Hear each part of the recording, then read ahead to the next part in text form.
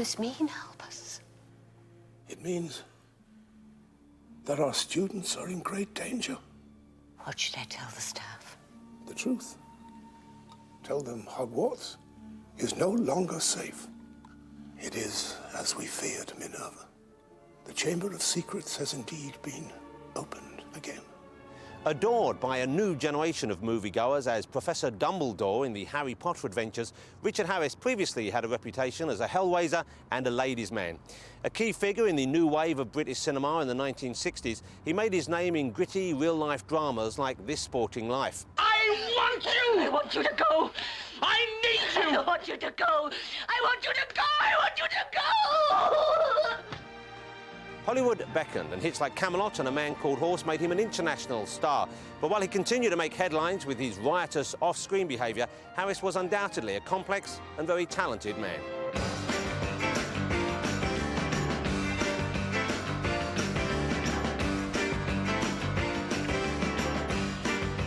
He was a gifted actor on many levels, and one of them was instinctive, and he knew instinctively what was required.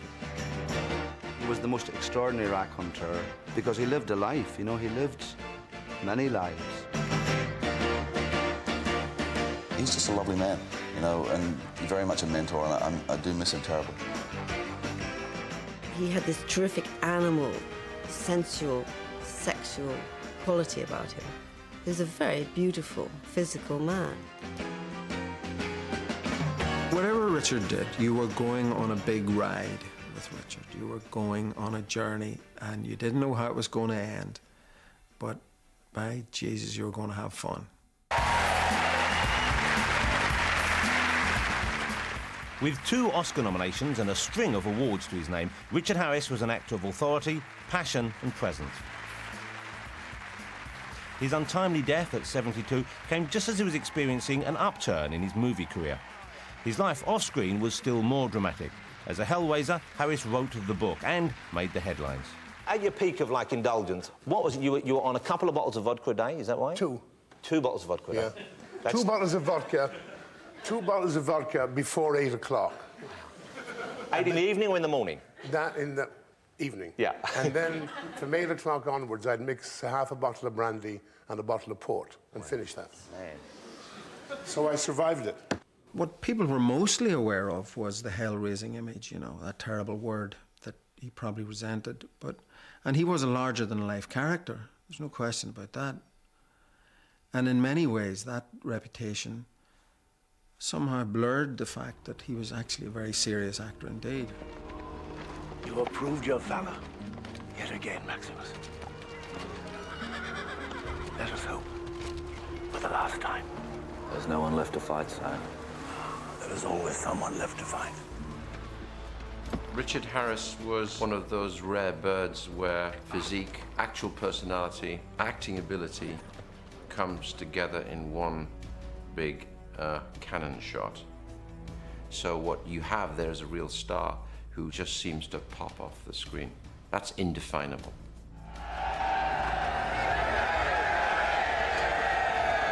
They honor you, Caesar. It's for you, Maximus. They honor you. I discovered that he was going to be in London. I turned up at the Savoy and go up to the 4th floor. I took the directions, looked down the corridor, and it seemed to be like 100 yards long.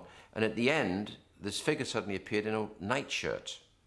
He looked at me, and I looked at him, and his hair was all over the place, and he said, "Hail Caesar," and that was it. I could see Russell being automatically impressed. You sent for me, Caesar? By Richard's presence. You know, this is a serious partner on screen. I am dying, Maximus. When a man sees his end, he wants to know there was some purpose to his life. How will the world speak my name in years to come? Will I be known as the philosopher, the warrior, the tyrant? Or will I be the emperor who gave Rome back her true self? We had that wonderful big scene together in Gladiator, Yeah. you know, which, you know, just gave us time to sit around and talk. And he started telling me some rugby stories, and you know, we just got on, man. You know, It's the same sort of rhythm from generation to generation if you're a particular type of actor and if you like to get involved in what you're doing. I mean, just that alone gives us a lot of common ground. So we just started to talk, and he's just a lovely man, you know, and very much a mentor, and I do miss him terribly. I want you to become the protector of Rome after I die. I will empower you to one end alone, to give power back to the people of Rome and end the corruption that has crippled. In the 90s, Harris was in greater demand and on finer form than ever, delivering typically powerful performances in some of the decade's most acclaimed films. Now, little Bill, you will leave me at the mercy of my enemies. Enemies, Bob? You've been talking about the Queen again? On Independence Day?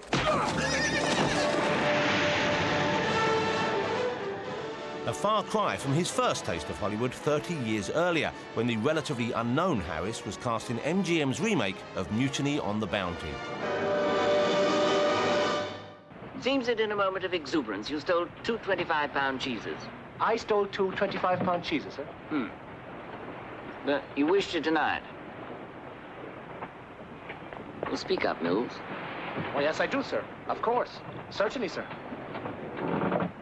First of all, sir, I'd be grateful to know who's accusing me. Yes, of course, this observant chap here says he saw you take them before we left Portsmouth. Well, he's so wrong, sir. Or else he's a bloody liar. Though playing a minor role, Harris displayed remarkable confidence, stunning studio bosses by demanding above-the-title billing alongside stars Marlon Brando and Trevor Howard. Mr. Christian! He was the lowest paid member of the cast, and he was above the title. When the movie came out, Robert Mitchum, was a great pal, rang up and said, "You know, I've seen the picture," he said, "I've seen the picture." And Rich was saying, "Yes, what's it like? What's it?" Everybody's talking about you. He said they all come out and they say, "Who the fuck is Richard Harris?" 1963 brought the film which defined Harris's career. Part of a new gritty realism in British cinema, This Sporting Life cast him as Frank Mackin, an uncompromising miner turned rugby league star who becomes involved with his widowed landlady. The intensity of Harris's central performance not only drew comparisons with the young Brando, but earned him his first Oscar nomination. It's the kind of performance that an English actor really couldn't have given. I don't know if any of them could have produced the kind of sheer virility of Richard in that performance. It's just overpowering. It was much more like an American performance. Look, I've got the check here in my pocket. £1,000 in letters and in numbers. Signed, sealed and delivered, Frank Mason. They drove me home in their car, a bloody Bentley. He had an intelligence which was also married to a real sort of animal raw passion, which is... those are qualities that are rare enough by themselves, but when you put them together, I think you find something very rare. It's a bit more than I got when my husband died. Well, isn't that right bloody handsome of you? You didn't have to do anything for it. You mean I didn't have to get killed for it? Some people have life made for them. That's right, Mrs. Hammond, and some people make it for themselves.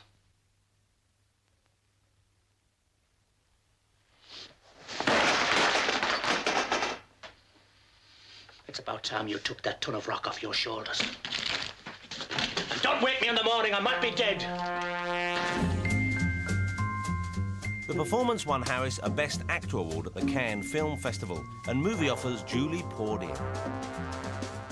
And also just the idea that he was an Irish movie star, you know, at one stage being one of the most important film actors in the world and one of the most important stars in the world, was an enormous inspiration to not only young aspiring Irish actors, but to anyone in Ireland to see that someone's done good from the old country. Playing a sportsman on film came naturally to Harris, who cherished childhood dreams of playing rugby union for Ireland. Born in 1930 in Limerick, Harris was one of 8 children in a wealthy middle-class family. His father, Ivan, owned the local flour mills.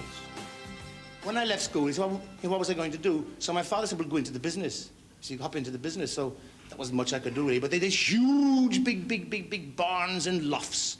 And I spent my day going around with a stick, you see, frightening the mice away from the flour. Whoosh, whoosh, whoosh, whoosh, you see, like this.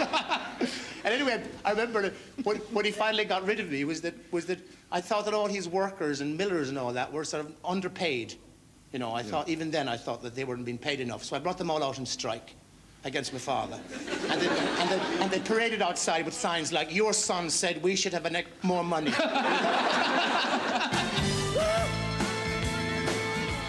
At Limerick's Crescent College, his consuming interest was rugby, but hopes of playing at the highest level died when he was struck down by tuberculosis and bedridden for a year.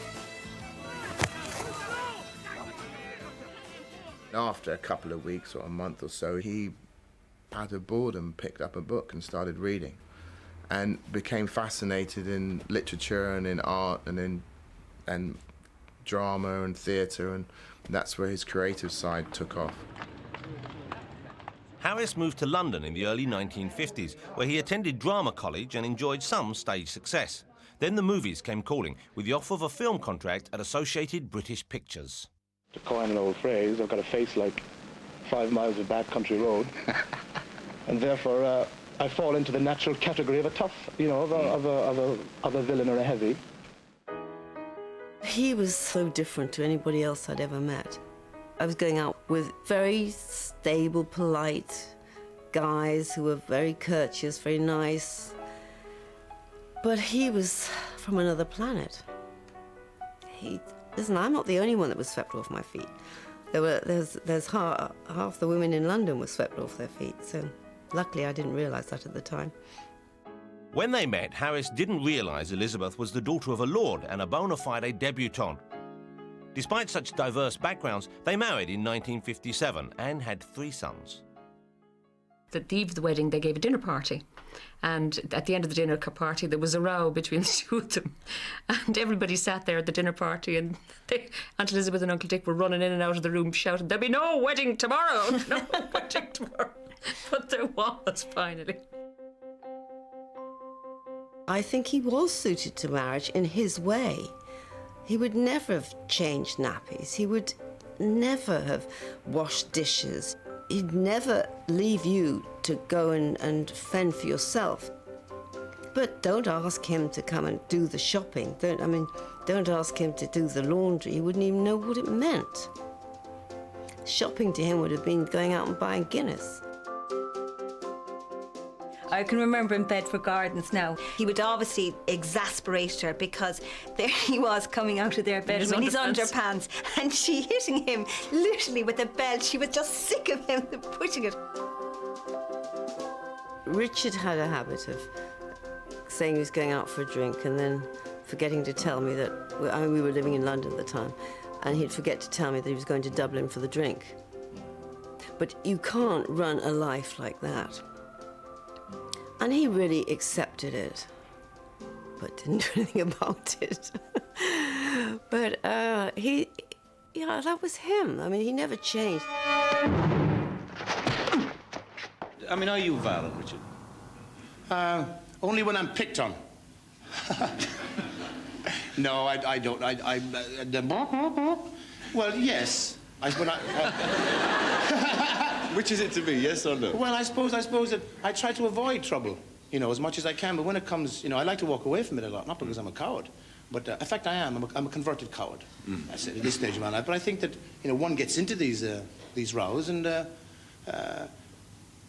press build them up, Mommy arrived one day and she said, your Uncle Dick isn't coming today. He's been arrested.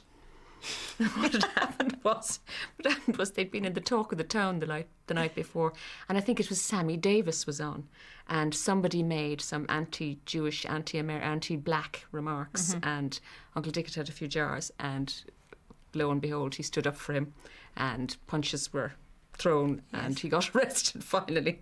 But fair Jews, the guy obviously deserved it, In those days, there was Peter O'Toole, there was Richard Burton, there was Richard.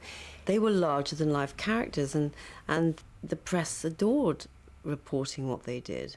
They lived life to the full, but today you've got to be so careful of your reputation because they didn't have to do that.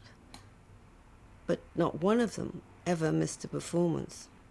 I mean, I think what backed up the magnificence of their hell-raising days was that it was also underscored by great intelligence and passion and an understanding of not only theatre but also film. It wasn't just about, oh, we're going to get successful and be a star. But Harris could be shrewd in manipulating the press for his own benefit. You could guarantee that if Richard had kicked a policeman or had been drunk on some street or other, the press would have it. You could rest assured that there was a film coming out within the week, because already he'd got the headlines for various reasons. He knew how to work the media all right. There was no question about that. It was also a way of keeping the really probing questions away. Anybody getting too close to the real thing, it was easier to give this big bluff thing, whether it be, you know, the womanizing drinking thing. It was all a way of just keeping people away from getting closer to what he was really like. The 60s saw Harris doing the rounds in Hollywood movies, from working with Charlton Heston in the uncompromising western Major Dundee to co-starring with Doris Day in the fluffy spy spoof Caprice. Then in 1967, he enjoyed one of the biggest hits of his career, as King Arthur in Camelot. Camelot! Camelot! I know it gives a person pause. But in Camelot, Camelot, those are the legal laws. Although Richard Burton had been a memorable Arthur on Broadway, Harris campaigned to make the movie role his own. I sent them telegrams every single day for 4 months, which said, only Harris to play Arthur. Burton wrong, Harris right, signed Harris. Harris brilliant as Arthur, signed Harris. I kept on every day till Jack Warner was terrified to open telegrams. The director came to London and he was going to a party that night, a cocktail party that night, and I knew where he was going, so I rang up the host and says, could you please ask me to the party? So I went to the party as a waiter. And when the director actually ordered a vodka tonic or whatever, I got a big silver salver, had the waiter's outfit on.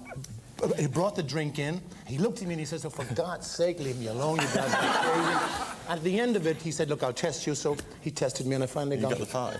How to handle a woman, there's a way, said the wise old man, a way known by every woman since the whole rigmarole began. Having displayed his talent for singing in Camelot, Harris recorded 2 albums with the help of his friend, American songwriter Jimmy Webb. The highlight of their collaboration was the astonishing MacArthur Park, one of the most daring and ambitious singles of the 60s.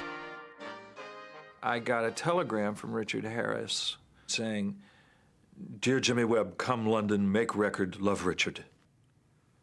I went over to London with this briefcase full of songs, and I had this song that had been called MacArthur Park that had been passed over by another group. And I started playing, there will be another song for me, for I will sing, I'll have that, he says, and he bangs on the piano. It got the biggest reaction of all. He says, I'll have that. And he did have that. MacArthur Park is lilting in the dark. Oh, the sweet green ice is flowing down. Someone left the cake out in the rain.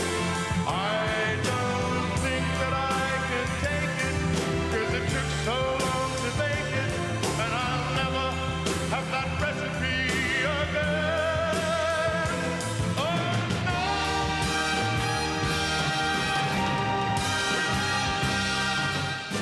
The song was heavily orchestrated and lasted a staggering 7 minutes 20 seconds. 2 reasons why radio stations balked at playing it. But MacArthur Park caught the public imagination, making the top 5 on both sides of the Atlantic. He loved it. He absolutely loved it. And I think that he knew when no one else in the whole world, certainly no one in their right mind, would have predicted that this thing was going to be a hit. He knew.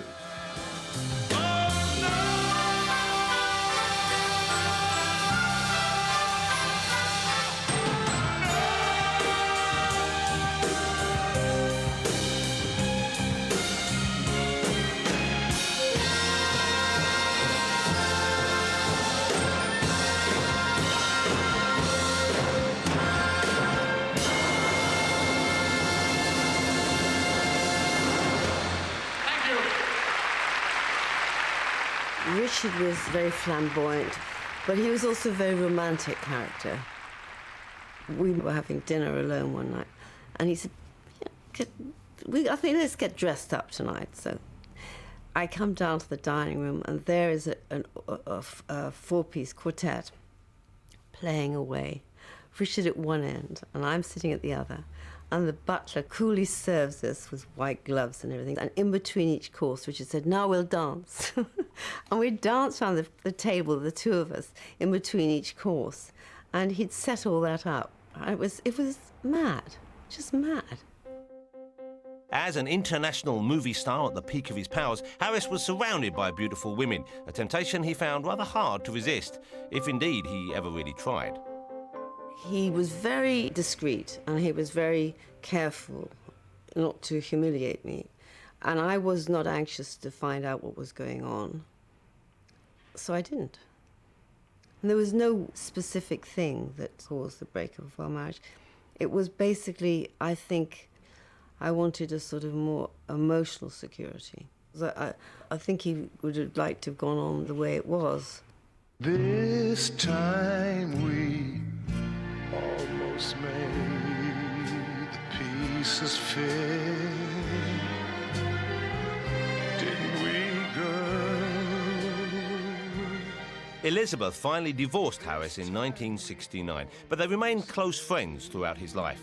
Some sense of it. To drown his sorrows at the end of his marriage, Harris toured the red light districts in Europe. They started off, I think, in Paris and were photographed outside the Georges V. And then they went on to Hamburg and they were photographed with loads of ladies from the red light district, and they had a whale of a time. We had the most fantastic discussions about religion and politics and poetry and sex. But I can't deny that any of the reports on the newspaper were not true. Christ! I've had enough! You bunch of bloody bastards! I'm not a horse! I'm not an animal! I am a man! Concentrating on movie projects, Harris showed his talent in a diverse range of material, from the controversially gory A Man Called Horse to the tender romance of British television film The Snow Goose. Because of his kind of unpredictable nature, I think there was something slightly dangerous about him. He also was very charming, but you never knew which way he was going to go. He came down one morning on the set, 3 weeks into filming, with a black beard, black hair, but every facial hair was completely black. And the director, Patrick Garland, looked at him and said, yes, that's very funny. Richard, do you mind now? We're going to start, could you rinse it out? And he said, no, this is, do you think it looks better? It's this kind of bizarre idea in the middle of filming to completely change the colour of it, which of course meant trying to strip it down and all the rest, and he ended up being backlit for a great period of time. So if you see rather in Snow Goose, these rather silhouetted shots, that was the reason why. I'm afraid for you, Philip. Don't go. These men are lost, Frith. Like the snow goose we found in the marshes and we healed. These men need help now. They need me. And I must go because I can. No one can stop me this time. Now, Frith. For once, Frith, I can be a man. A single man once more, Harris set up home in a Gothic mansion known as the Tower House, where he entertained his many girlfriends. I've got great theories about women. Let's hear them. I think women should have lots of opinions, not allowed to express them. See, I've got this great thing, as I always said to a woman, now look, you're very beautiful and we're going to have a little date, but I don't want you to speak. You just nod your head, or do that, or nod your head.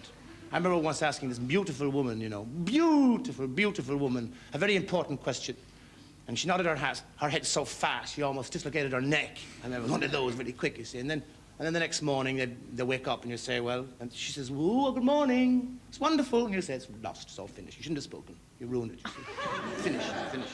I called him a chauvinist about 3 years before he died. He was outraged. He was so outraged he didn't speak to me for about a month. He couldn't believe how I could have such an impression of him. And yet, exactly, he did say things like that. Many of Harris's passions belied his wild image, notably poetry, which he had loved and written since he was a boy. The biggest thrill of my life was that one of my 3 poems were published first. And I think I got 100 guineas, but that was, to me, that was the most exciting. I can't remember more excitement than that. One was a very famous poem, Too Many Saviours on My Cross, which was about the troubles at the time in Northern Ireland. You bury your sons and cripple your daughters, whilst you buried my father in crippling his son. The antiquated Saxon sword, rusty in its scabbard of time, now rises, and you give it cause in my name, bringing shame to the thorned head that once bled for your salvation. The Pope read it and was so impressed, he asked him for an audience. Oh, no, the Pope didn't ask Richard for an audience. He got that wrong. He granted him an audience, having read this poem. So Richard was thrilled and went over to Rome, went the night before to be on time.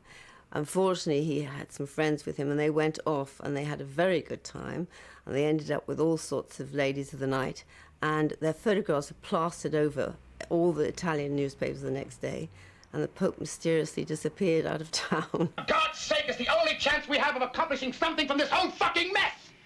50 men in the Valley of the Shadow, and he wants to take over an entire country. Well, we got no bloody place to run to. So why not stand and fight? Wild Goose was the first film we did together. It was the only film we did together, as a matter of fact. Sometimes it's almost a pleasure knowing you. All right, let's do it. Let's do it. Heaven help me, I'm in the hands of maniacs. It was contractually written that the director, Andrew McLaglen, had to sign a chit at the end of each day saying that Richard had been on the set on time and had known his lines. It was a schoolboy's own adventure anyway, and we were like a bunch of overgrown schoolboys, all getting paid like movie stars. Of course, Harris was not allowed to drink during the making of the film. In fact, he didn't want to drink, except one night after a particularly heavy day of shooting, Harris decided he wanted to buy drinks for everybody. And I remember this shout, 26 Irish coffees all round. And that went up, there were 26 Irish coffees all round, shouted many, many times. We never let the producer know.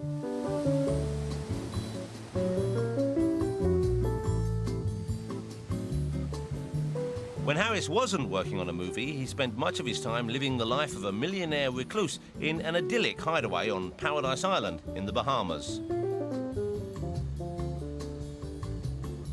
So much of Dad is in that house. His drawings, his poetry writing, because that was the one place that he was in, you know, regularly for 30 years. He loved men, the company of men, to chat and to talk, and he could talk about anything and would find everything interesting.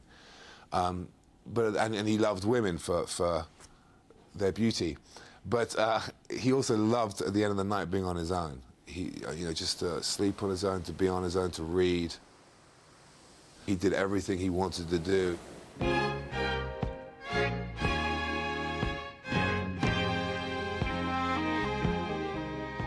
Harris became a husband again in 1971, but his marriage to the actress Anne Turkel didn't endure. And by the late 70s, his films were, as he admitted himself, of varying quality. To increase his troubles, years of hard drinking were finally taking their toll. He was eventually diagnosed with the blood sugar disorder hypoglycemia and wanted to drastically change his lifestyle.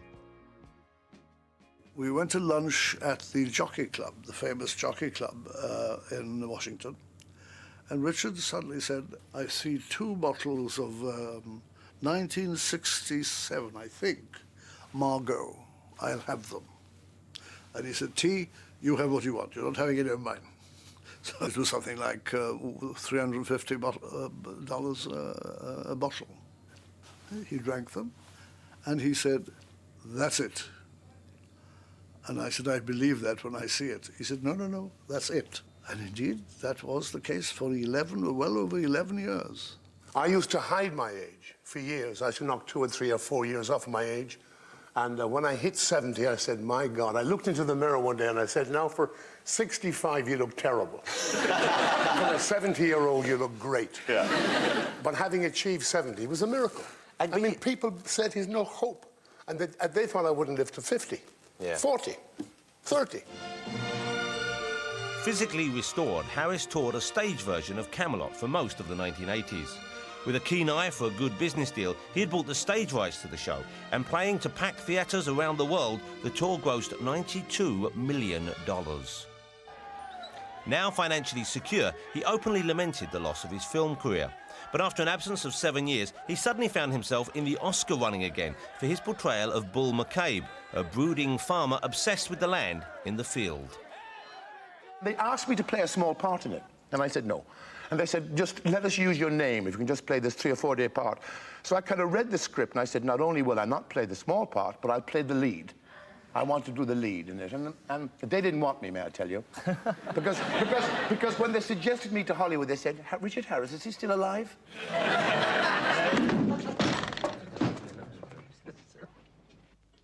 So she's putting up the field? That's right. On the first day of October, by public auction. Public auction? What will happen? Men will make bids. Bids? Bids? For my field? Just who would insult me by bidding for my field here in Carrick-Thomond? I found absolutely nothing selfish about him as an actor. He was, I mean, he was kind of funny selfish in some ways. I mean, he couldn't understand why there should be other people in the shot sometimes, other than himself. But there was something kind of childlike and rather enchanting about it. He didn't have to take it too seriously, because obviously there did have to be other people in the shot. Who took the mate out of this one? 'Twas not me, Bull. Well, someone did. I'll have to talk to the wife about it.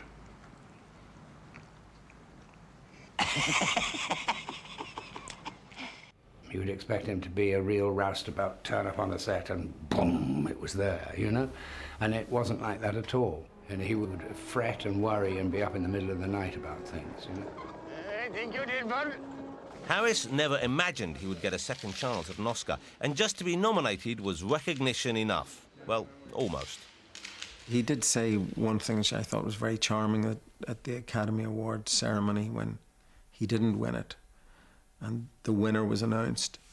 He said to me, I stood up and said, "Excuse me, could you tell me who was second?" What'd you say? That was the wonderful thing. He went into playing those old parts with the ferocity of a young man.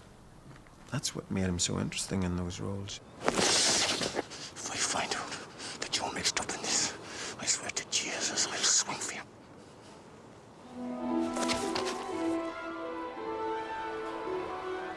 As Professor Dumbledore in the Harry Potter adventures, Harris reached a whole new generation of moviegoers. And then my granddaughter, Ella, adores the books. How old is she? She's 11 then. She's 12 now. And she called me and said, look, Papa, if you don't do it, I'll never speak to you again. So I said, well, I can't afford that. This mirror gives us neither knowledge or truth. Men have wasted away in front of it, even gone mad. That is why tomorrow it will be moved to a new home. And I must ask you not to go looking for it again. It does not do to dwell on dreams, Harry, and forget to live. There was a completely ageless quality about him. You'd be sitting next to somebody who was a kind of perennial teenager on some levels, but also with fantastic wisdom on others, and his mind still fantastically alive. You know, it's quite challenging to sit down at 6 o'clock in the morning and have to talk about Beckett and Shakespeare while he's having his beard stuck on. Whenever in London, Harris took up residence in his private suite at the Savoy Hotel. So we get this call, he says, right, I'm doing Sunday lunch, just show up to the Savoy. And he says, for fuck's sake, he says, dress up properly now. He says, you know, you don't embarrass your mother, wear a suit and a tie. So we showed up in our suits and ties. And he comes down and he's wearing a green naff jumpsuit and a long blue coat. And the maitre d' sees him also walking towards the grill. You see this look and he goes, good afternoon, Mr. Harris. Are we lunching with us today? He says, we are. He says, are you dressed? He says, I am. Will it be the same arrangement? It will. So we go inside and he has this booth in the corner and they get a Chinese screen and section off the booth so that all the other people who are eating there won't be offended by his clothes. With the second Harry Potter film complete, Harris was looking forward to his next project when his health took a turn for the worse. An ambulance was called to take him to hospital, and Elizabeth was there as he was carried out by stretcher. By this time, we got into the foyer of the Savoy Hotel. This time it was sort of lunchtime, and all the people were coming in through the foyer, going to the Savoy Grill for lunch. Somewhere in him, being the actor, he saw a whole crowd of people. He raised his head and he found the voice from somewhere and he said, it's the food, as they carried him into the ambulance. And he chuckled when he got into the ambulance. I looked at the concierge, and that's where all the guys who worked there were standing by there. And I could see as he was coming down, they had this look of sympathy for him. And the minute he said that, you could see them go, you fucker, you fucking... And they all looked down, they wouldn't meet his eye, because he had still sort of given it to them, basically. Richard was finally diagnosed with Hodgkin's disease, which he fought with a characteristic blend of humour and bravery. Defiant to the end, he died on the 25th of October, 2002. There are no set rules about being a good father, I realise. And I think what I'm grateful for is that they know their father truly, truly loved them, and they truly love their father. And that's a wonderful thing to have for the rest of your life.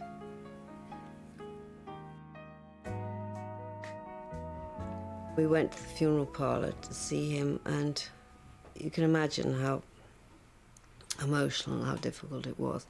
And the boys all put something special in the coffin, and so did I. And then one of them said, I think we should have a Guinness.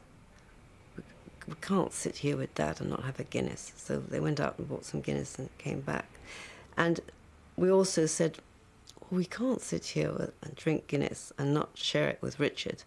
So we all wet his lips with Guinness, which I think he would have appreciated and been very annoyed if we hadn't shared the Guinness with him.